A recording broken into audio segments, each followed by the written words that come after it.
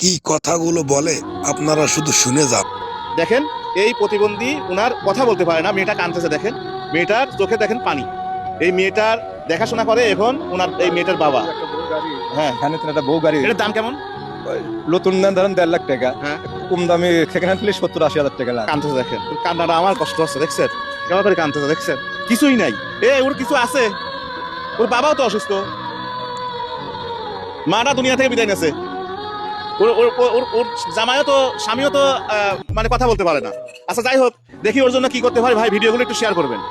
আপনারা সবার কাছে একটা রিকোয়েস্ট, এই বোনটার জন্য হলেও দেখেন কাঁদতেছে কি ভাই, ফুটফুটে একটা বোন। এই দেখেন এই ছোট্ট ছেলেটা নিয়ে অনেক কষ্টে, এই যে এতগুলো মেডেল পাইছে, এই মেডেলের মানে কষ্টই করেছে, কিন্তু ওইখান থেকে যাই হয়তো টুকটাক কিছু পাইছিল সেটা দিকে আর সংসার চলে বলেন। এতগুলো মেডেল দেখেন সাঁতার প্রতিযোগিতায় জিতে এই অর্জনগুলো তার। ওর জন্য আমরা একটা ছাগল নিয়ে আসছি, এই যে এই ছাগিটা নিয়ে আসছি কানাডায় থেকে। এক আপু ওর জন্য এই উপহারটা, এটা ছাগিয়া, এটা নাও, এটা নাও, এটা নাও, এটা নেন।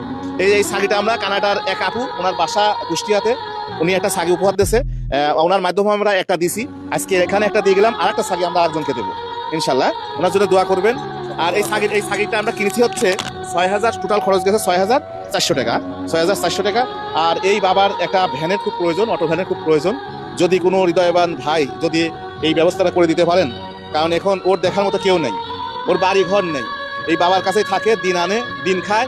এখন যে ইনকামের যে পথ সেটাও নাই। ওই আটটা মেয়ে, ওটাকে আপনার মেয়ে কষ্টে আছে আমি খুব।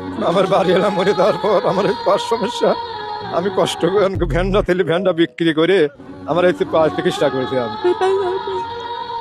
অনেক অনেক শুভকামনা রইল। সবাই ভিডিওটা একটু শেয়ার করবেন, দেখে ওর জন্য আমরা কি করতে পারি। আসসালামু আলাইকুম।